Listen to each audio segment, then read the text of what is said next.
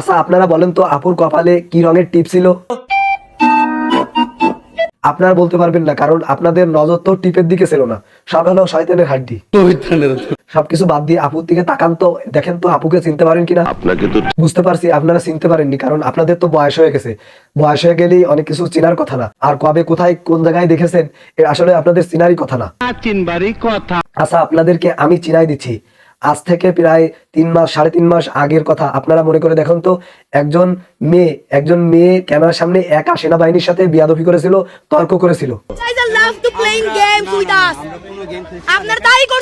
এখন আমি যদি বলি এই মাইয়া আর এই মাইয়া দুইটাই একই মাইয়া, সেনাবাহিনীর সাথে তর্কে জড়ানো এই মাইয়া আর এই চমলক, এই দুজনই একই ব্যক্তি। আপনাদের মেনে নিতে কষ্ট হলেও এটা সত্য যে দুজন একই মানুষ, দুজন একই ব্যক্তি।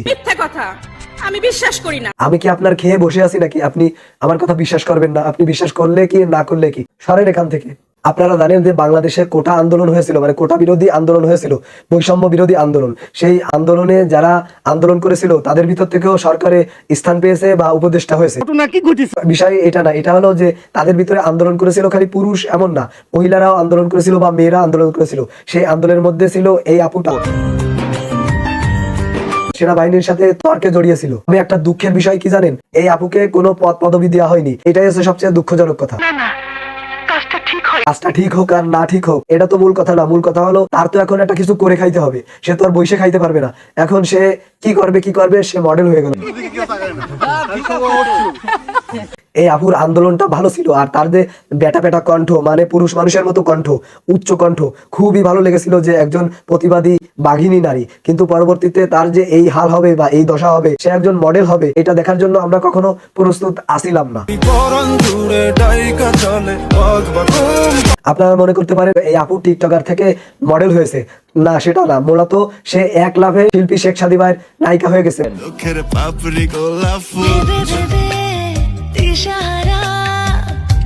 এর থেকে বড় কথা হলো এই আপুর মডেলিং গানের প্রথম গানে আমাদের বাংলাদেশের একজন জনপ্রিয় শিল্পী কণ্ঠ দিয়েছেন, তিনি হলো আসিফ আকবর। একটা মেয়ে সেনাবাহিনীর সাথে তর্ক করলো, তর্ক করে ভাইরাল হলো। দেশটা যদি স্বাধীন না হতো তাহলে এই মেয়েটাকে আর খুঁজে পাওয়া যেত না, এই মেয়েটা হয়তো হারায় যেত। কিন্তু দেশ স্বাধীন হয়েছে বলে ওর কপাল ভালো, ও সেনাবাহিনীর সাথে তর্ক করেও সে এখন একজন মডেল। তো এই খবরটা বা এই ভিডিওটা দেখার পরে, জানার পরে আপনাদের কি করতে ইচ্ছা করতেছে? ভাইজান ইচ্ছা করতেছে ইন্দুরের বিষ খাইয়া মরি। জি বলেন আফা, কি বলেন বিসিএস? আমি তো ম্যাট্রিকই পাস করিনি, আমি তো অশিক্ষিত, ম্যাট্রিক পর্যন্ত পড়তে পারিনি, বিসিএস দেবো কিভাবে? এটা সম্ভব? আর আমি আপনার মতো লাফালাফিও করি না। আপনারা যেটা চাচ্ছেন তাকে আপনারা 10 জন মিলে 10 মিনিট মারবেন, এটা সম্ভব না। চিন্তা করা যায় নেত্রী বলতেছে, না মানে নেত্রী না, সে তো এখন মডেল হয়ে গেছে। মানে চিন্তা করা যায় যে মডেল বলতেছে সেনাবাহিনীর একজন অফিসারকে বলতেছে যে ওই অপরাধীকে আমাকে কাছে দেন, আমরা সবাই মিলে 10 মিনিট তাকে মারবো। এটা চিন্তা করা যায়, এটা ভাবা যায়। আর পাশাপাশি এই কথা বলার পরে সেনাবাহিনী কি বলেছে? 10টা মেয়ে তাকে 10 মিনিটের জন্য মারবে, এটা থানা আপনাকে ভার্ডিক্ট দিছে। মডেল আপুকে পারমিশন দিছে বলে থানা। মুশারফ কাকা উল্টো পাল্টা বলবেন না, কারণ সে যতই যা হোক না কেন সে এখন একজন মডেল। আরে কবিতা, তুই যদি আন্দোলনে নামতি না, মানে এই কবিতা হচ্ছে কি আমার নায়িকা, মানে গার্লফ্রেন্ড ধরেন, মানে এই কবিতা যদি সেই সময় আন্দোলনে নামতো তাহলে আমার কবিতাও তাহলে এখন একজন মডেল হতে পারতো। আচ্ছা, তবে নিরিবিলি সময় যদি এই সেনাবাহিনীর সদস্য এই ভিডিও দেখে থাকে তাহলে বসে বসে মনে মনে ভাবতেছে, তখন যদি এই মেয়েগুলোকে ধরে নিয়ে বাটান দিতাম তাহলে মডেলিং করার এই দিনগুলো দেখতে হতো না, এই ভিডিওগুলো দেখতে হতো না। আবার চিন্তা করতেছে, আর যদি আমি ধৈর্যের পরীক্ষা না দিতাম, আমি এই যে ধৈর্য ধারণ করেছি, এই ধৈর্য ধারণ করেছি বিদায় আমাকে একজন ছোট্ট একটা ছেলে, এই কুদরত, সে আমাকে নিয়ে ভিডিও বানাচ্ছে, এটাও আমার দেখতে হতো না।